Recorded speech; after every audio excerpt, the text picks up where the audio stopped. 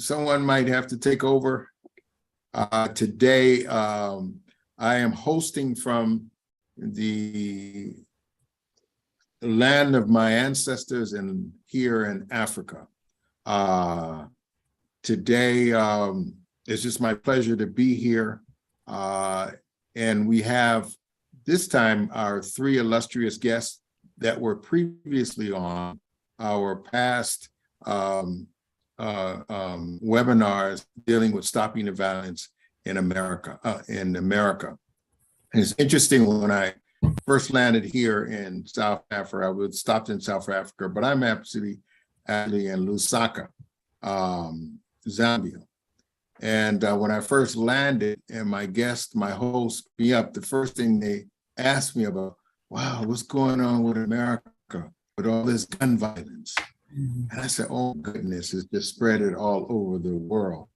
But what I found that was quite interesting as well, and while I was in South Africa, the first day I was there was a huge news that someone walked in a bar and indiscriminately just shot into this little club that was jam-packed, just randomly killed 19 people. And I said, this is a pandemic that is going on in America, but for some reason around the world, dealing with gun violence throughout this, especially in America, which in some respects influenced the world. Being here, I realized it influenced the world, because the first thing I got off the plane, the discussion was about the violence in America. Today, we have a great opportunity to bring on Dr. V.J. Smith and Dr. Madeline Clark Alexander, and also Reverend Rouse, Dr. Rouse, Lewin Rouse, to the table. I wanted to ask them to share each together. We'll share each together. We'll probably start off, get a few minutes to share what their perspectives are. One of the things, and I believe the goals of this webinar, is not just to hear information, but how this information can morph into finding some common solution or collaborative solution. We have to work hand in hand. We have to work together, and each person brings something to the table. And in my discussion, even with the people outside here in Africa, some of them were just saying, well, why don't we hold the gun industries accountable? And they felt that would solve the problem.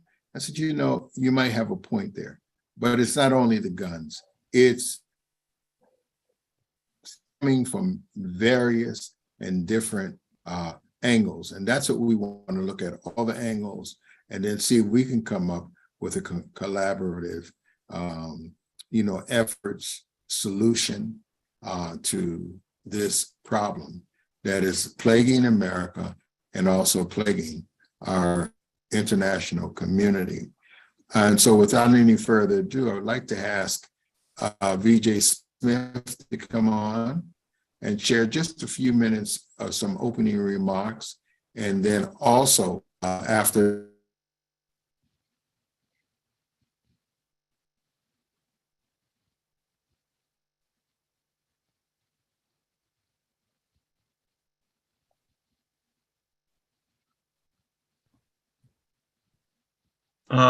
Reverend Smith, I'll help out. Could you come on and share a few words? Okay. Thank you, sir. Thank you very much. First of all, congratulations on being in the motherland. Glad that you're there. Glad that you're able to enjoy some of our history. And I'm glad that you're able to come back and share some wisdom with us about what's going on in Africa. We have deep roots in Africa, and I've been doing my ancestry, and I think it's important to go back to the country, the motherland. So congratulations. Next time I'm gonna have to go with you. I want to talk just a little bit about, what's important right now. And what's really, really important right now is that the investments that we make for the future. It's like anything that happens that's great in a community. We have to make sincere investments, and we've talked about that before.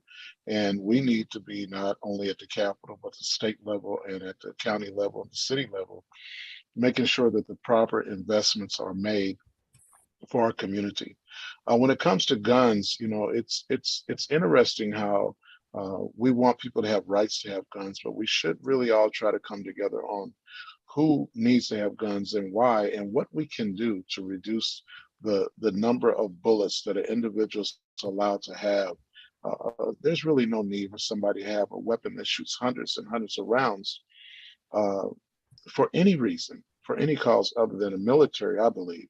And so if we can come together with that and with that in mind and heart and say, if we can decrease those kinds of weapons being in our community, that can have a huge impact. I know for a fact that the young people that are getting guns in our community are getting them in a number of ways.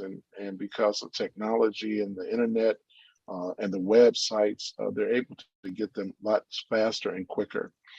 We need to make sure that that is done in a way that we can guard ourselves from young people having access to guns. And our parenting piece that we talked about a lot has a lot to do with that. There's so much pain in these communities that never gets dealt with. We watch TV a lot and we see how responders respond to critical incidences or things that happen in the communities. But I can tell you, I've been on the streets where there was no response other than a few community leaders, and sometimes the blood still didn't even get swept off the street. So we have to respond, and we have to teach our young people how to deal with this internal grief and trauma that they're dealing with. So there's a lot of work to do, and I believe that we've got what it takes, and I think it's up to us to come up with a plan that can be implemented ASAP, and that we can no longer wait, but we must really, really come together. And I'm glad we're having these talks, because when we begin to have talks, they turn into plans. When we have plans and visions, they begin to be goals. And so I'm ready to set those goals so that we can step into those goals and really transform the lives of our community. That's important to me, and I know it's important to all of us. That's why we take time to be on this call. The 12 points that I came up with last time are the serious points that I think about constantly 24 hours a day. And we can talk more about that. But I just wanted to say that there's a lot of work to be done. There's a lot that we must do in our community. So I will pass it on, I believe, to the good doctor. Amen, and greetings. Thank you. It's always a pleasure on one end to come together collectively and share information. Again, Reverend Oliver, God bless you. May your journey be blessed, and may you return home, nothing broken, nothing missing. Amen. As we have spoke before, we're talking about the violence. We're talking about the gun violence and the overall violence. And as a parent, it's disheartening. As a mother, it's disheartening. When we think about these children that's going out and using these assault rifles and killing so many people, oftentimes we don't think about the parent, or we blame the parent, saying it's their fault. What could they have done differently? But sitting in a different seat, it affects the community at large. So along with talking about where the guns coming from, as Reverend Dr. VJ said, the younger kids are getting them, and they're getting them, having more access to them and more rapidly. Why is this happening? How is this happening? Along with that, we last week we talked briefly about mental health and the medication that some of these 18 to 19, 20, 21-year-olds have been on. Ritalin was one example that we used. But when they come off this medication, is there any assessments being done as to where they are and how to handle situations through conflict resolutions? So those are things that we want to talk about as well. So once again, it is my pleasure to be a part of this team and to be a part of this building process as we come together collectively, because I believe we do have the answer if we come together, sharing ideals, making those ideals applicable. Because as we're having conversation, we'll grow, we'll expound, we'll respect and move forward and see how we can come together collectively and make a difference. But I do believe that it can be done. Thank you, Dr. Alexander. I think I saw Dr. Rouse come on, and Dr. Rouse, as you know, we're discussing, wanted to ask you to come on and give a few minutes. We're discussing this rampant violence and also random. It's almost random, rampant violence experiencing. I'd like you to give open remarks.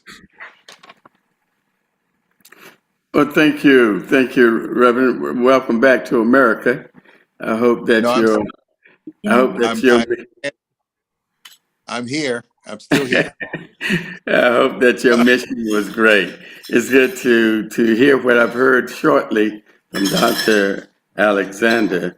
My statement would be that it's an urgency of now, as we are witnessing that there are diversity of people, situations, a diversity of nations, continents, all different cultures, situations. And the age-old problem that continues to haunt America often comes to race. But I say that about the others to say that we can see that the guns, knives, the verbal abuse, all of the situations that are of aggression are not really based on one particular trigger. The things that trigger people are not always readily available for us to know. But we do know that some deal with the fact that there's conduct disorders. Some deal with the fact of irrational cognitive thinking that leads to irrational behaviors.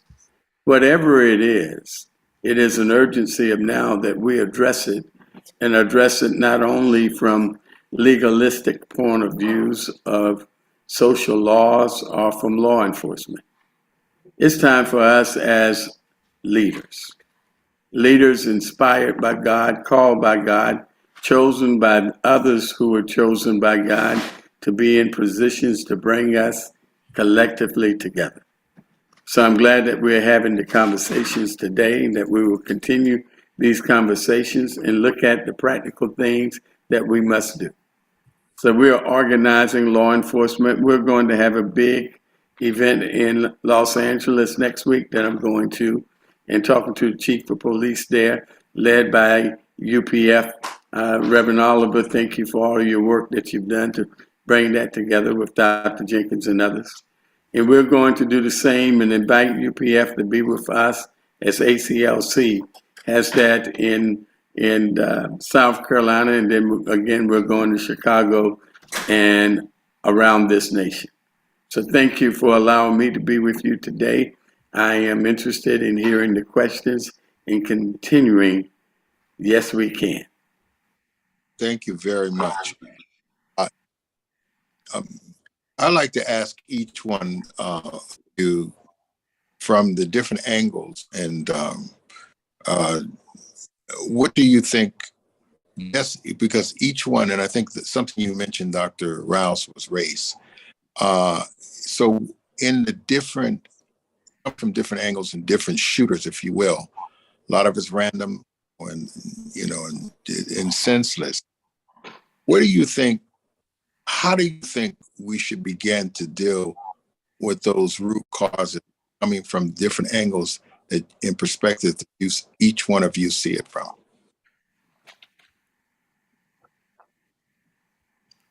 Okay.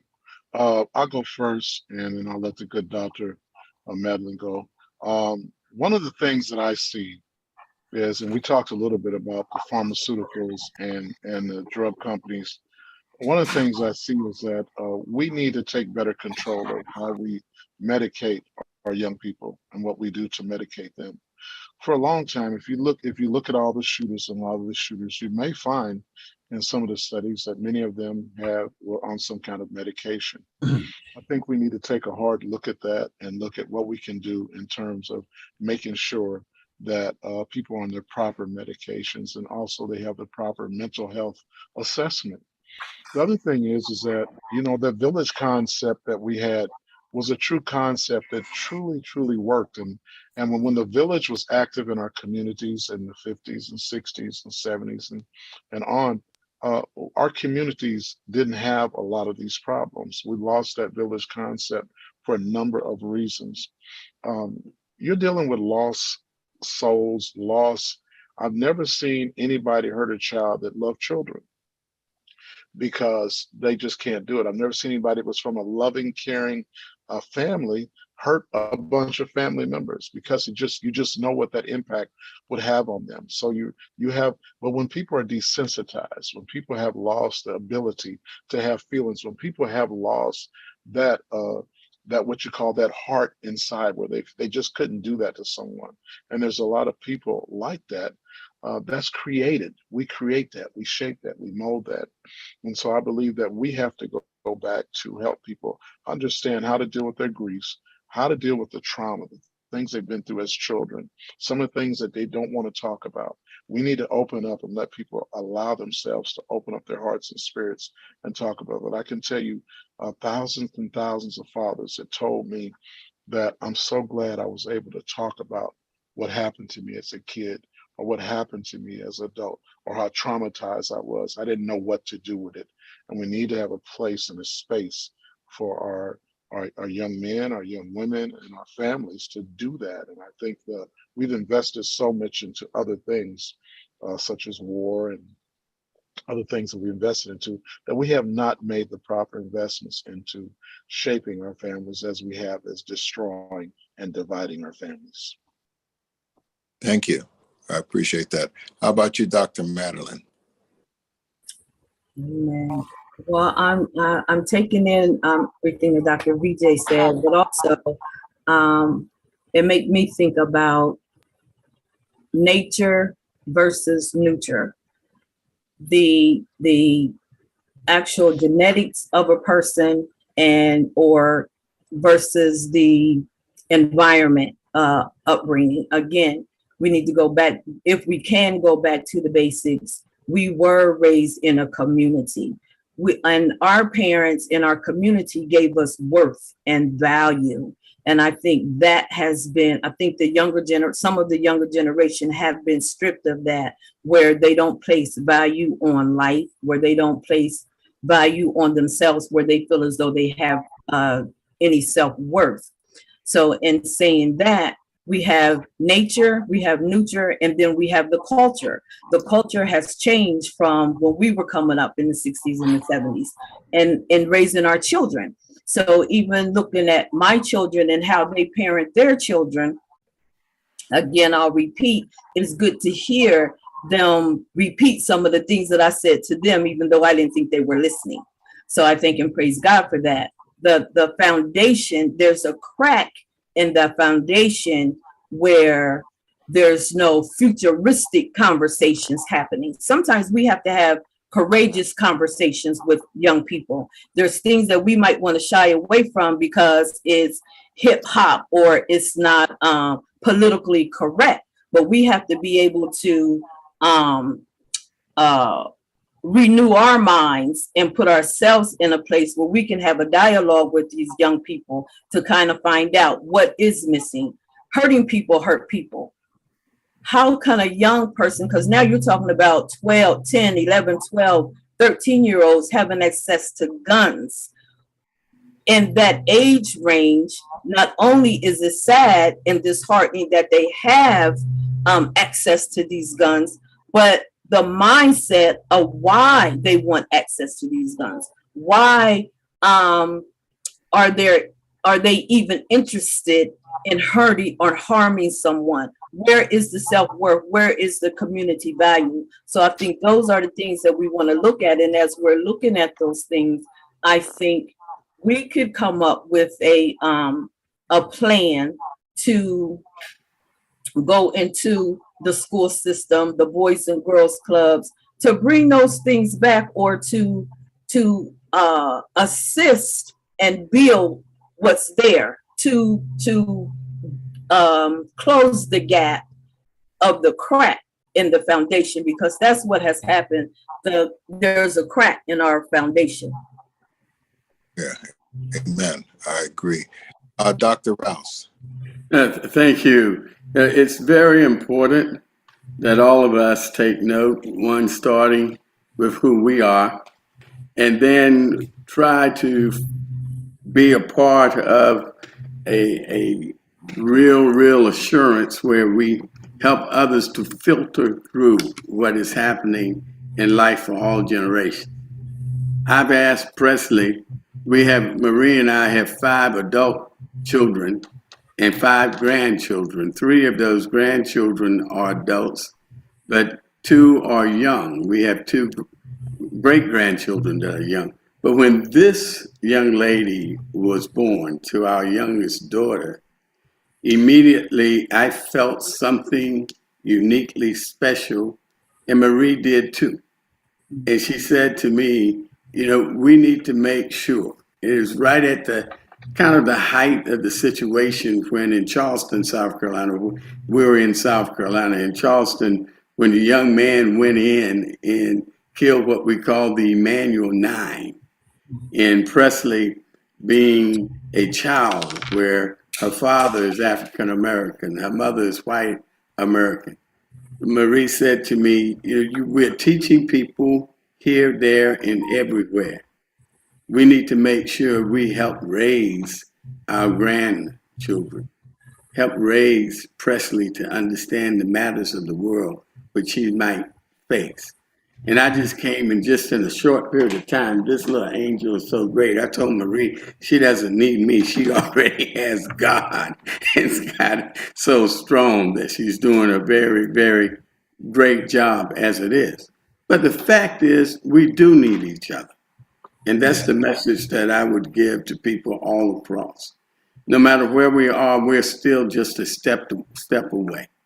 We are either a step away from being a victim, a step away from victimizing. And we need to accept that reality.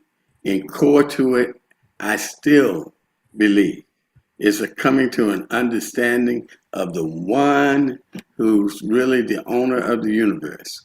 And when we get out of the way of that and cooperate with that fact and give the guidance to one another and love one another from the depths of heart, then, Reverend Oliver, I think that you have a great appreciation for what is taught in the unification arena of life.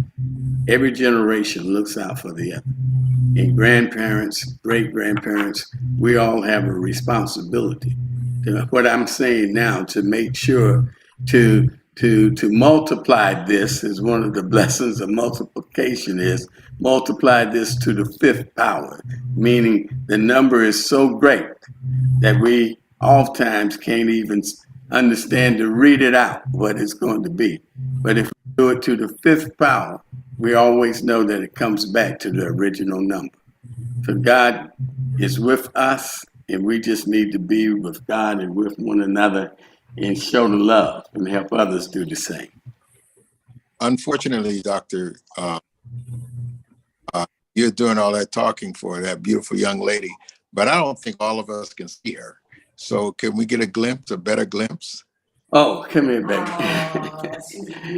Say hello to everybody. There you go. You can speak. Tell me your name. Hi, my name's Presley. Hi, Presley. You're beautiful. Thank you. Hey, Presley. Hi.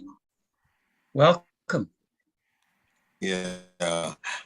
Thank you very much, Dr. Rouse, and thank you, Presley, being next to Granddad like that. It's a beautiful scene. We need more scenes like that. I wanted to ask Dr. BJ Smith, just quickly go over those 12 points. Yes, sir. That the first point is what we just seen an example of, which is parenting, grandparenting, and parenting. And so many of our young mothers are didn't get taught well by their mothers because their mothers didn't have good parenting, so it never got passed down. One of the things that Dr. Rouse is doing is passing it down. He's passing down the education and the wisdom down to the next level. We need more of that. We need more parent training, funding. We talked about funding and how we fund the satellites going to the moon at a tune of trillions of dollars, but yet and still we fund violence prevention at the $1 billion level. So we need to look at where our funding is going and how it's going to have the hugest impact on the world, especially the United States and our violence. Leadership was number 3. Poverty was number 4. Training was number 5. 6 was education. 7 was long-term investment. 8 was faith. 9 was grief and trauma. 10 was community trust. And 11 was economics. And 12 was public safety. And I'm sorry, because Dr. Oliver, when you get me start talking about it, I can't just give a list. So I get all excited. I'll be wanting to just rattle on and on. So I'm sorry I got started. I got motivated. I was kind of like Dr. Madeline when she got going this morning. She had us going. She did a little mini sermon for us before the broadcast started. So she got me warmed up. But those are the 12 points. Okay, thank you very much. I saw in the chat, and I think everybody tapped into it, about parenting. How do we correct that? And it's not a simple matter. I think Dr. Rouse, you race, and then as we look at each violent crime, it's not coming out of just one community. It's coming out of a few communities, but there's one that is affected more than the other. How do you see the root cause? What do you see the root cause of some of this violence that comes, especially the African American? And how do each one of you see that? And do believe, address, Reverend, go ahead. I do believe, Reverend Oliver, that we have to do more in terms of looking at behaviors and addressing the cognitive aspect of it. I use an example of a professional athlete that retired, and recently looking at his case as I utilize it in working with clients that I deal with. And his name was James Donaldson. Just quickly to tell the story, when he finished playing basketball for Seattle Supersonics, he had a heart attack. Now, he had married and adopted a son with a lady. He went through that heart attack and it was down. They didn't know that he would recover. He spent months just flat on his back. When he did recover, however, she left him, went with another man, took the son away from him. His business that has been flourishing after basketball because of his absence was away. It went down. He came to the point where he thought he lost everything. Here's what he said that I picked up on from his messaging. He said that a doctor that was dealing with him said, "You need help." And so the doctor referred him to a therapist. And that therapist said to him, "You really need to look at the value of your life." Now, he had been trained and disciplined, as many of us are when we go through athletics.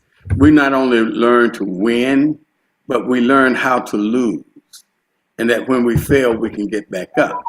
So it became a trigger point to turn him around, for him to look at his value and to try to pick himself up again and begin to work and call on 3 friends he did to say, "Call me, and can I call you at any time of day till I get out of this funk that I'm in, because I have suicidal ideations now."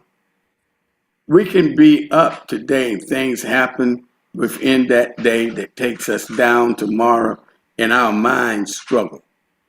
People struggle. African Americans, we can't help but struggle with the reality of the history that we've gone through. But then you trigger those points when the relationship is so torn and people want to relate to us based on skin color rather than content.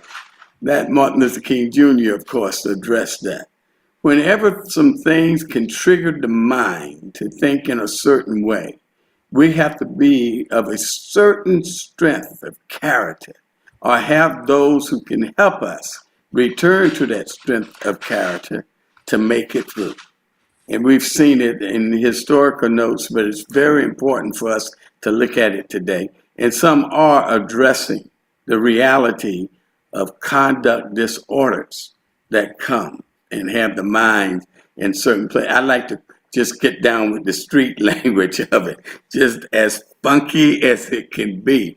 And then we go and we do these crazy things. But I still believe that as professionals, as people of God, as those who know the power of prayer, we've got to help America and we've got to help others too, to turn this thing around. And we're the ones called and chosen to do it. Thank you. Dr. Madeline Alexander. Yeah, I think it's powerful. It's like Dr. Rouse said, I think it's powerful that people are given a safe place, because we all have experiences. We all have encounters. Some seem like encounters of the third kind. But as we process that, where do we go as an outlet? How do we talk about it? And I think that's part of the problem. There is no outlet and there's nowhere to talk.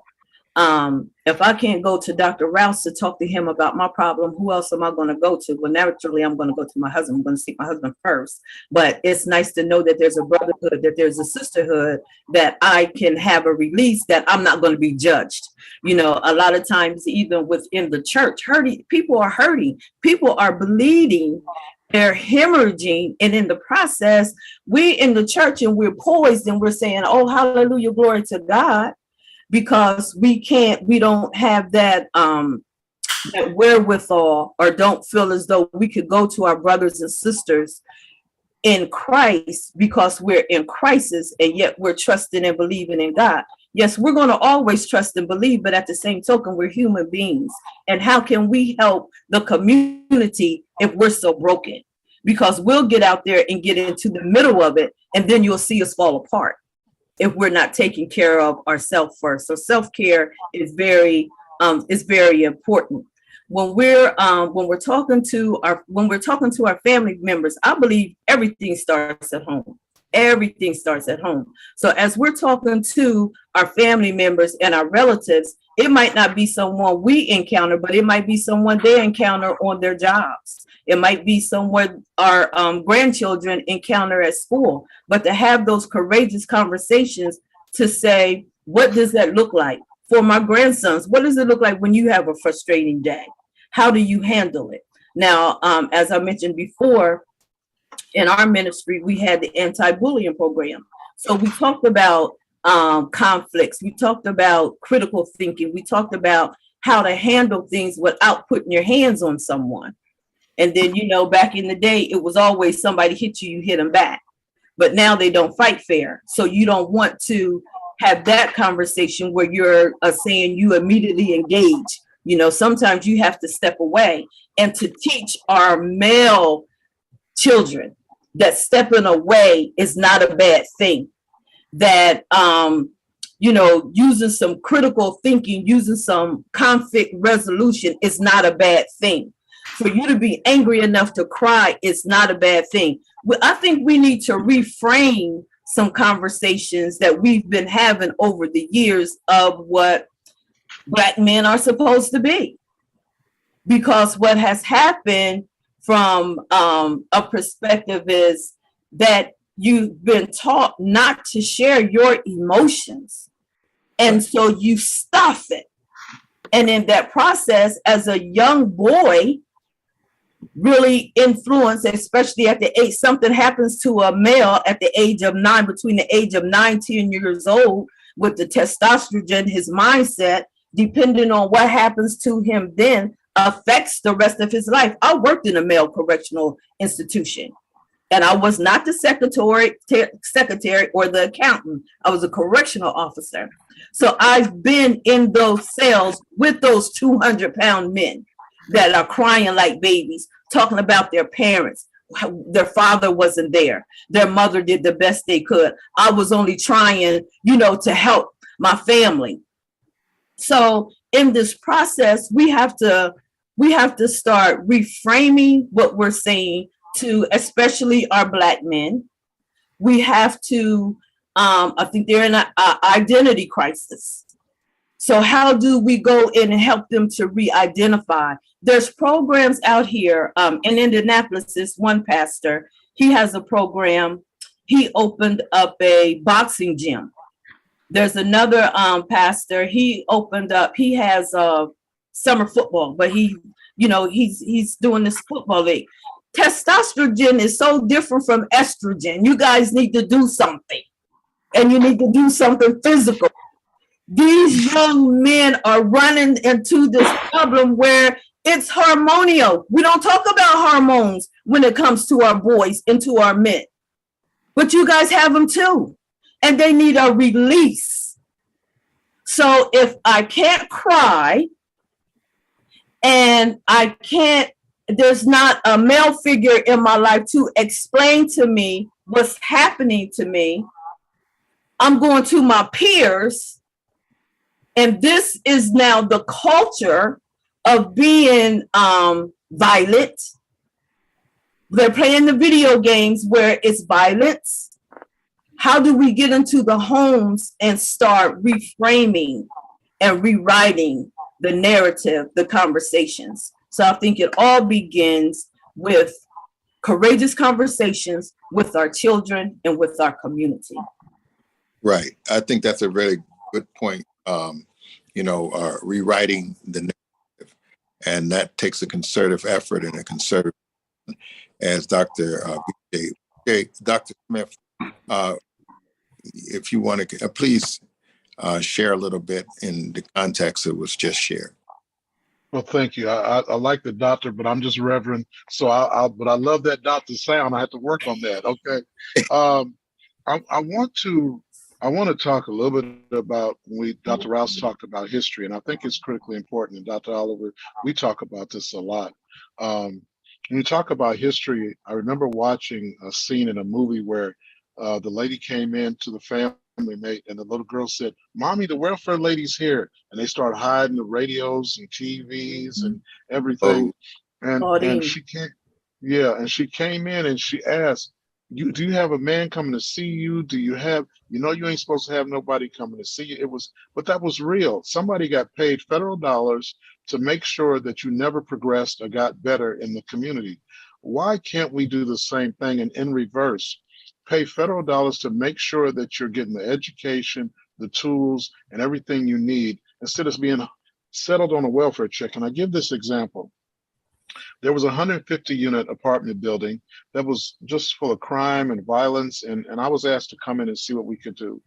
I came in and I assessed it and I said, let's start an after school program because the kids are lost. They're running around, they're breaking windows, they're tearing up stuff. We started an after school program. Then I asked for a grant to take the kids out of the city.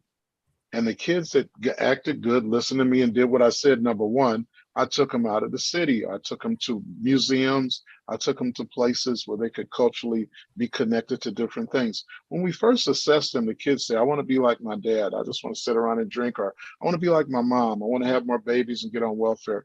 After we were done in a year of that program, they wanted to be doctors. They wanted to be lawyers. They wanted to be bigger things.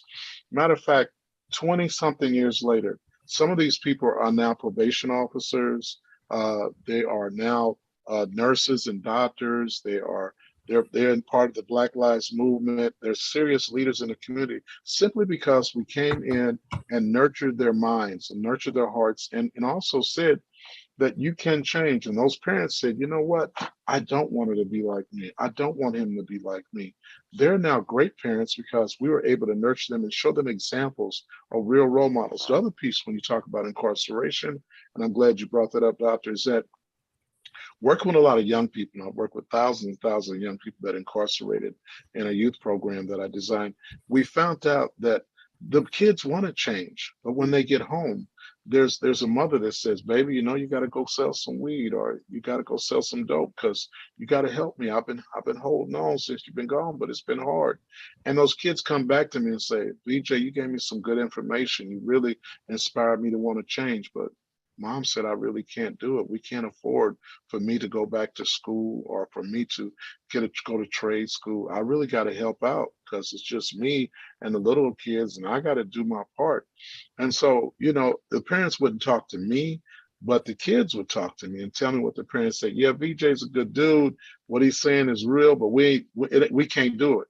We can't do it. And then the piece about the response to the trauma, our parents, these parents are calling. They don't know what agency to call.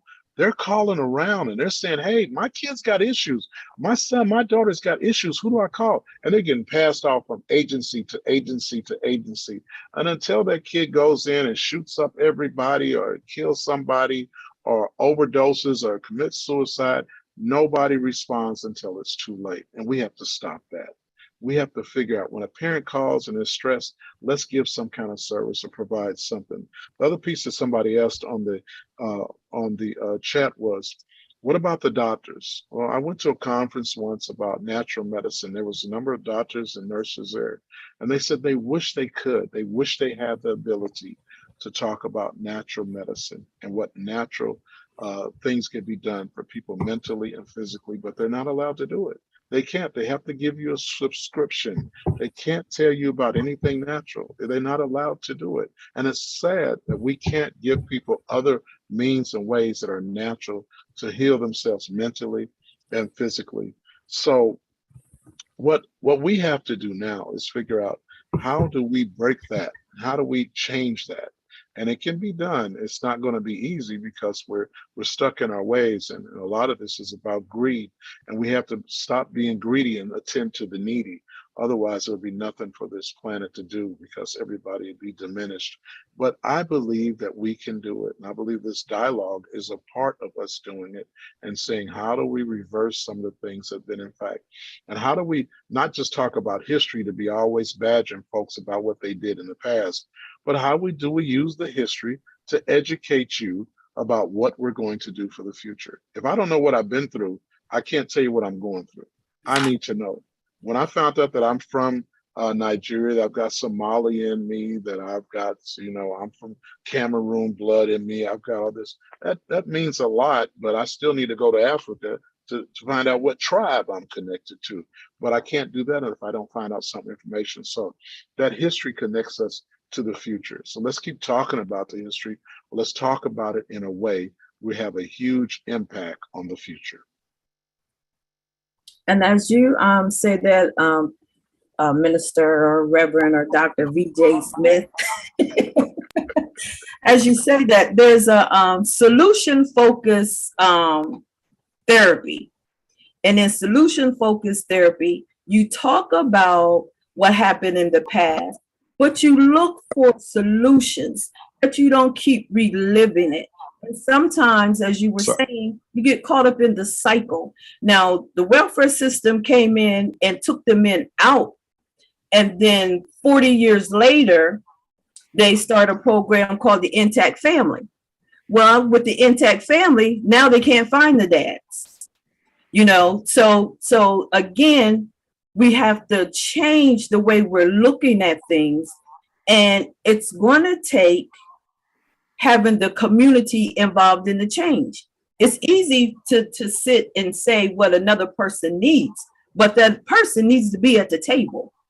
So we want to work, I think as we move forward, we want to work from the bottom up instead of the top down and bring some community, some everyday community people to the table to see what their needs are. To see, because we have to have that, it has to be community engagement as well. I think Dr. Jenkins had talked about surveys. So if we're not going to bring them to the table, maybe we can provide some type of initiative to have them take surveys and pass those out, whether it's at a football game or a baseball game or church event or some type of community outreach. One of the things that you're pointing out is a great factor that I'd like for all of us to think about and I'll try to tie it in with some of the things I've been able to see in the chat, and that is ignorance. You know, not necessarily ignorance, not telling people, but even the intelligent can ignore some things, and we need to make sure that we don't ignore. And when I rose this morning, just hours before I rose, a ranking had come out about 20,000 cities in the world. And the number 2 city was Chicago, Illinois. And it was the only American city in the top 10. Edinburgh was number 1. Chicago is number 2 as the best city in the world. And we talk about Chicago here at home as if it's a nightmare. And we may not know everything that is going on in Chicago. And I say that to say we can't ignore the hurts of people. We shouldn't have ignored the hurt of Martin Luther King Jr. when he went to Chicago. If we take Martin Luther King Jr. and Malcolm X in just a clean sweep for a moment, we all want to remember Martin Luther King Jr. with the great dream. And we want to remember Malcolm X with the nightmare. But a close look at their lives near the close of their death, before each one was assassinated, they almost switched roles. Martin Luther King Jr., Malcolm X was assassinated first, so I go to him. Before he was assassinated, Malcolm X had turned around to tell people, oh, I don't want to see the segregation anymore, the separatism anymore. You know, Islam is more than just the nation of Islam and blackness. I want to see whites and everybody come together because of his trip to Mecca. And Martin Luther King Jr., before he was assassinated, just did an interview and told people my dream turned to a nightmare. So where he was the dreamer before and Malcolm was the one with the nightmare before, the roles got twisted and turned. We need to be close attention to our leaders, as well as Dr. Alexander is pointing out. We've got to have our gang leaders at the table with us. We've got to have our Aunt Jane at the table with us. We've got to come to find out that people are really hurting because we have learned to deal with pain. Now, when I first played football, I was a pretty good football player, and I got hit one time, wanted to come out of the game because I was so tired. The coach said, no, Rouse, you got to stay in. But being hurt and tired, the next time I got hit even worse. Because what I knew to do to protect myself, I was too tired to do it. So it increased the pain. But I was trained, ignored the pain to finish the game. And when we do that too long, sometimes we come and we hurt one another. Dr. Rouse, Dr. Madeline, I'm sorry, my internet here in Zambia is going in and out, so I go in and out. I need to ask one big question. As we have an international audience that we're addressing, and like what you just said, but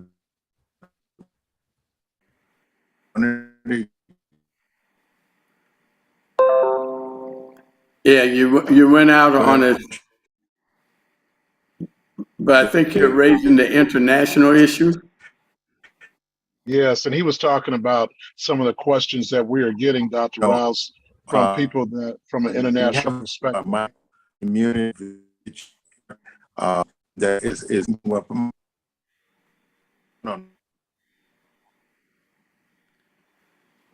Yeah. No.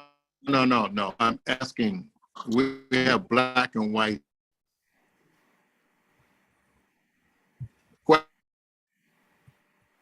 We can't hear you, Dr. Oliver.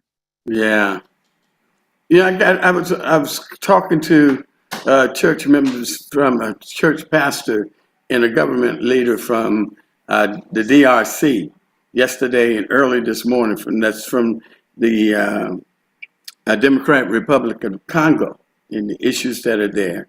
And of course, we have different issues going all around. I can remember not so many years ago that we were talking about how in certain areas of Africa, there was so much peace. And right as we were talking about the peace that was there, right in the area near the Congo, violence broke out. And it's always on a blink away. We've got to continue to look at that as well. And then we've got to notice what just took place last Friday with a Prime Minister, Abe, who we have been with in Korea. And they killed him because of his political, I mean, not because of his political position, but because of his religious position. This can impact us in every part of the world, and we've got to continue to work out. So I was talking to Reverend Dr. Sylvester O'Carey in Maryland. I was talking to him today about what we can do that way. So, Reverend Smith, Dr. Alexander, how do we respond to these international relations? Well, Go ahead, Doctor. when I'm looking at it, what I often think about, and I've had this conversation when there was the legion of spirits that needed to be cast out.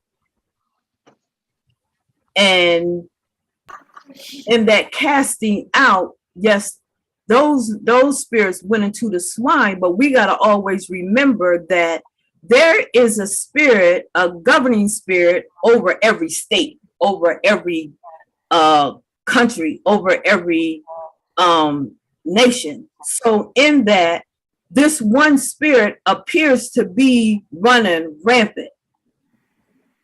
The enemy has one assignment: kill, steal, and destroy. One thing, but it takes a body.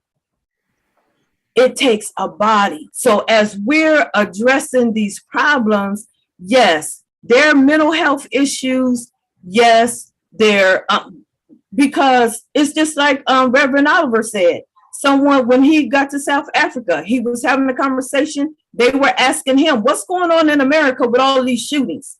And almost in the same breath, 19 people got killed. So is it what we're speaking out of our mouths? Is it a gateway or a portal that's outside of the physical realm? Either which way, we have to collectively stand on 1 Chronicles 17:14. Yes, that's powerful.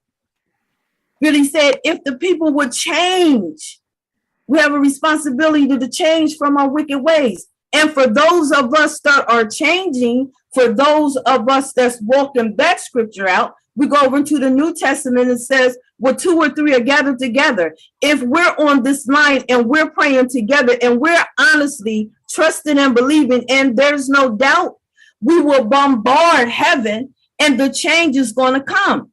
But in the process, let's go back to Cain and Abel. God said he heard the blood. He heard the spill of the blood. So does that mean for any correction that comes forth, there has to be a spilling of the blood? Sometimes my mind is boggled and I say, God, these people are sacrifices. They're sacrificing their lives that us that are still here can live. They took our place, just like Jesus took our place. So what is it? You know, we have to hear from heaven. We have to hear from heaven. We have so many ideas. We have so many thoughts. I even have, I get community engagement from the White House. So I even have the fact sheet of the Biden-Harris administration on, you know, what's next and how to get the guns off the street and how to hold the manufacturers accountable. But the sicknesses that's in our communities, that's where we have to start. That's where we have to start. Some people said some people that's hurting don't know they're hurting. They might not know that they're hurting, but they know that they're different from everyone else. That's another thing. We have to stop letting people off the hook. Yes, true. We have to stop letting people off the hook with our African-American colloquialisms. That's the way it was. That's the way it will always be. No. At some point, we have to say no more. Absolutely. Cousin Benny, you're not going to keep acting like that. Little Jeffro, you want to get somewhere and sit down. Some of us mental, some of us behavior. But we have to identify that thing and call it out. Because if you entertain a little devil, you will entertain a big devil. And now that big devil you have no control over. So how do we transform what's been going on from country to for all over the country? All over the country. It has to be a spirit. But we have to deal with it not only in the spirit, but also in the physical realm. It goes back to what Reverend Oliver said when he first started. A gun is an inanimate object. It'll lay there all day long. Yeah, Somebody has to pick it up. that's right. That's right. Thank you. I want to No, go ahead. add Go ahead. to that.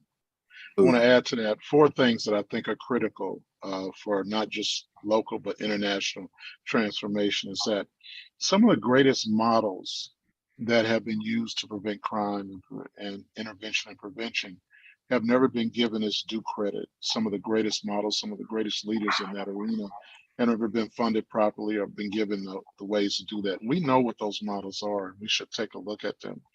A lot of time culture has a lot to do with it simply because one thing that's good for one culture is not good for another culture. And I think we have to be sensitive to understand differences in cultures and how do we adapt. Take the models that we know that are really work really well and adapt to those cultures. The other piece is the wisdom. Our young people have the greatest wisdom. Our people, our communities, those inner cities, those communities that are struggling around the world, they have the wisdom. Many times we don't even stop and ask them. A simple ask me, what do you need, is critical, but we make big plans and we do big things and we waste a lot of money because we think we know what's right. I think we need to start asking the critical question at the bottom of the barrel. What do you folks need? How do we get it to you? And then the biggest piece of all that is showing some love. Like, where is the love, man? Where is the love? Yeah, you know, we got contracts, we got documents, we got proposals, we have all that, but where is the love? Because I can tell you, gang members have told me many times, man, you know what I really wanted? I just wanted some love. I really just wanted and needed That's what some they love. say. That's right. Love our Well, children. That's what they yeah, say. here I'm fighting with this community. I want to thank every. That's probably Reverend Smith on everyone who said. I want to thank you for the prolific words. And I think in where's the love? And I think the love not only starts in the Black community, starts in the systems community, because you asked a very pertinent. You made a pertinent statement. If there have been workable model, sustainable and measurable changes in those communities, but no one is focusing on it, we need to ask the question, why? Why not only the Black community, but the Black community is part of the white community. They're part of our American community. So everybody should be responsible in the healing process. And so how do we begin to engage them to understand that those models that are out there and how do you invest in those models, not only just giving some funding for more jobs, but funding in those internal content, character education, family education, all those components that you have already witnessed that works. You know, as you said, each one of you said, I've talked to some brothers who were in the prison, and you know, when they're outside by and we happen to be alone and you know, just talking and everything else, I heard it. They said, my daddy wasn't. So right there, it shows the power of parents and the power and the power of a missing parent in your life. And I don't think the greater community, American community, has enough compassion for understanding that that may be one of the issues that is causing character flaws, character variation, and behavior problems. And so I ask everybody on this call to think about what part we all play in this. Yeah. So we can all bring Yes, indeed. us. Because all of us, you know, And he had a preconceived notion about African.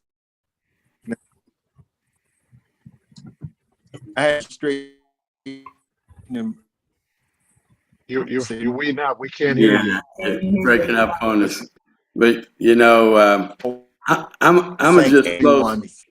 Yeah, close with this one, Reverend Oliver. Keep us on these calls talking, because the psychosocial message is strong coming from your call. Because you are reminding us that we all have basic needs. You're reminding us that we all want safety and security.